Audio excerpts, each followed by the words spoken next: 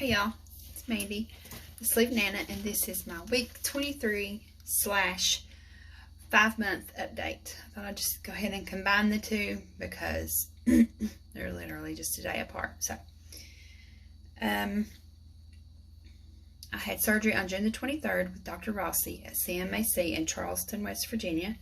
I am 44 years old, 5 foot 4 inches. My high weight was 259.6, surgery weight 247.6.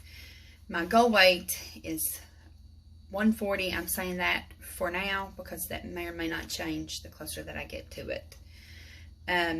Last week I weighed in at 185.6. This morning I weighed in at 183.2. So that means that I lost 2.4 pounds this week, which I'm happy about because I had all those weeks in a row there where I was just losing like a pound and like 6 ounces one week, so I'll take that. So since my high weight, that puts me down 76.4 and 64.4 pounds since surgery, and that makes me having 43.2 pounds to go until I reach my goal weight, as long as my goal weight stays the same. For my monthly update, I just do my measurements for those of you that are new. I don't feel like, I need to share the exact measurements, just the loss, because that's a lot of numbers to just be thrown at y'all. And I think it'll just sound like a jumbled up mess. So, arms, I'll just tell you, on each thing, I'll just tell you how much I've lost total since surgery day.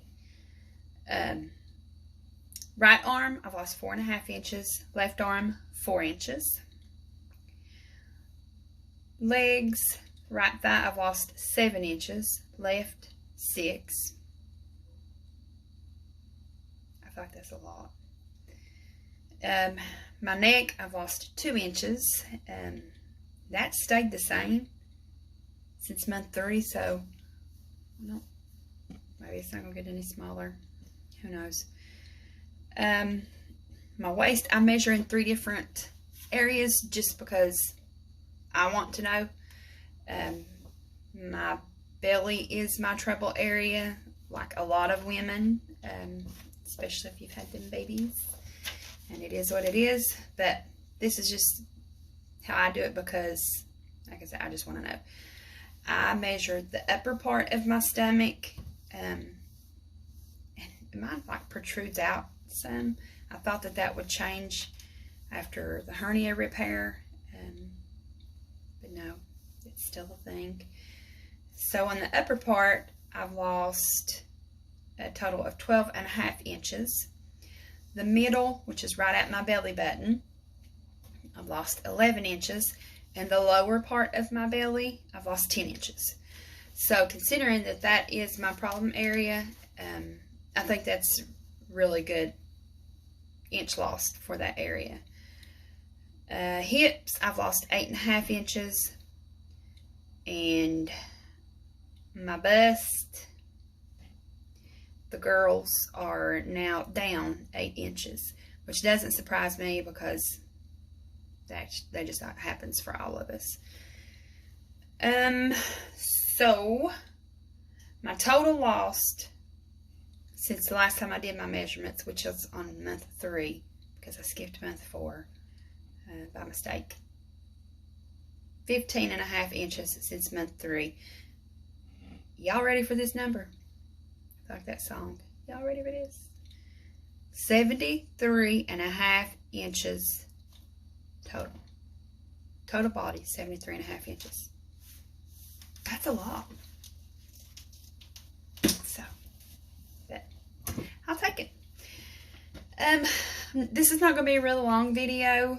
I know I've said that in a lot of my videos, and then I start rambling and this and that, but I really got to get some dinner cooked, so yeah, I have no choice but to wrap this thing up.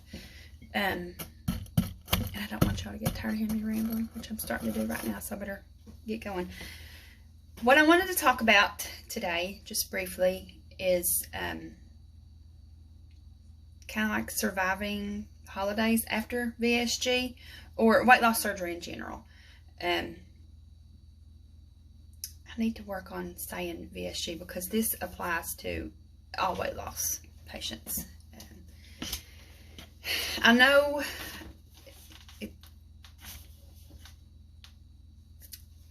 for those that struggle with food addiction, this can be especially hard, being around all the food, and it's like, you know, you're still hungry in your head. You have head hunger. Even though you know you can't eat it, that doesn't change the fact that you want to. So it's a mental game for a lot of us. And depending on how far you are out from surgery, you could eat more. But no matter how far you are out, you could still choose to eat the wrong things, just in a smaller amount, obviously. For me, sweets is a trigger for dumping syndrome, so that's not something that I'm necessarily worried about, but I know for a lot of people that is a weakness, and it's a temptation. And holiday dinners, there's all these pies and casseroles with sugar and just it's all the things that we love to eat. We're surrounded by. And it's going to be hard, y'all. I mean, the temptation is going to be there right in your face, you know.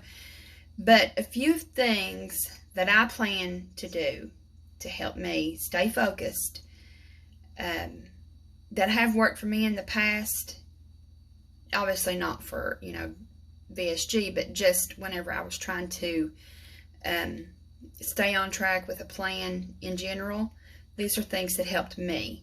So, you know, certain that they'll help me this year too.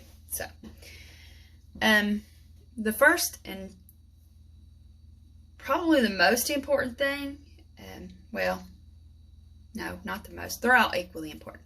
But the first thing I want to talk about is sleep and getting enough rest the night before. It's very common that if you are not well rested, you tend to make poor choices with food.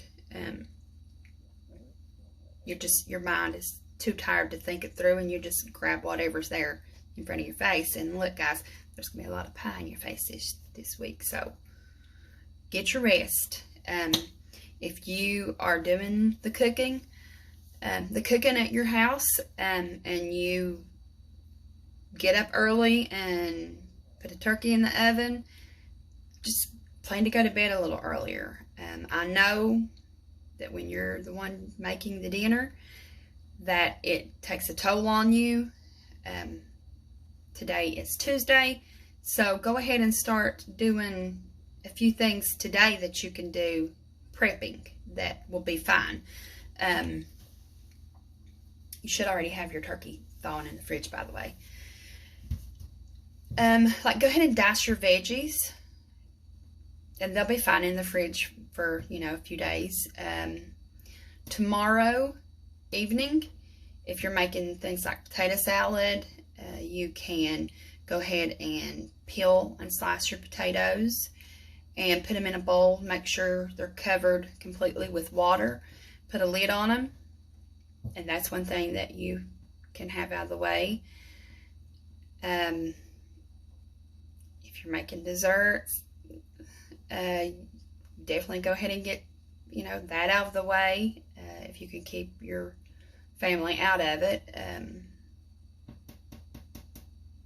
So yeah, there's things you can do to make it not so hard on you and to try to do everything in one day. 2 is getting in a workout for that day. Don't skip your workout. Again, if you're the one doing the cooking, it can be hard to get in your rest so that you make better eating choices, and get a workout in. Even if it's just 15 minutes, guys, on the treadmill, or brisk walk outside, or just jog in place, jump rope, do some squats, just do a wall sets, some wall sets, just something. Do some kind of activity. And that's not me saying or trying to sound like, you know, I think that it's possible to out-exercise a bad diet, because it's not.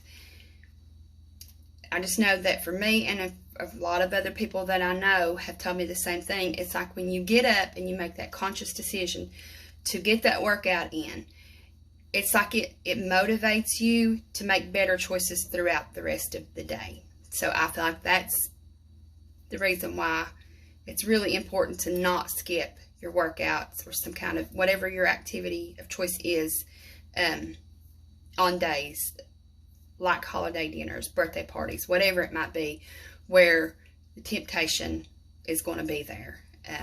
I really think that that helps you to stay focused mentally.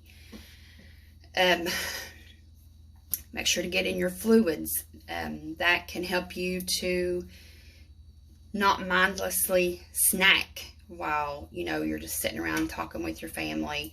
It can help you eat less. And we're supposed to be getting in our fluids every day anyway. So just especially make sure to get them in this day, because it'll put the ball in your court, trust me. Eat your protein first, guys. These are things that, you know, we're supposed to be doing anyway, a few of these. But I'm just, you know, reminding you, do not let these daily things that we should be doing slide just because it's a holiday dinner, because you don't want this holiday dinner to start a cycle of, you know, oh, well, I ate bad at that meal. Tomorrow morning, I'll just go ahead and have this for breakfast. And then before you know it, that what was supposed to be in one meal turned into a whole ordeal. So, yeah. Make sure to get your protein in. If you are still having trouble getting all your protein in with food, get you a supplement. I personally like Gene Pro and Premier, but there's plenty of others on the market that you can be using. I know a lot of people like Fairlife.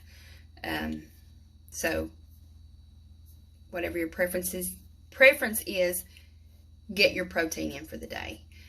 And if another thing, if sweets is your weakness and you just kind of don't want to risk maybe giving into it, make yourself a low sugar, low fat, low calorie, low carb, whatever your plan is. Make yourself a dessert that you don't have to feel guilty about enjoying for the day.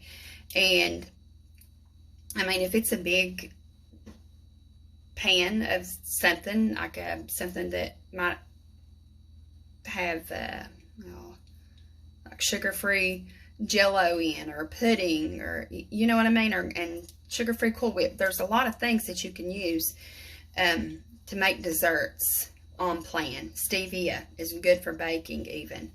And if you are like, you know what, I don't want to have to figure this out and do the smaller portions just for me, then hey, make the whole pan. You never know. Somebody else might have it and enjoy it, and it may help them to see, well, you know, maybe I can eat a little better. This is not so bad after all. So that's a good possibility of something that could happen. After dinner, go for a walk even. Get your family involved in maybe a game of basketball, or start some kind of tradition like, you know, touch football. Go for a walk. Just do something. Play, you know, weather permitting, of course, outside. If you can't get outdoors, then there's things inside that you can do. There's games and things that you can, like charades. That's, you know, physical movement. Just do something, you know. And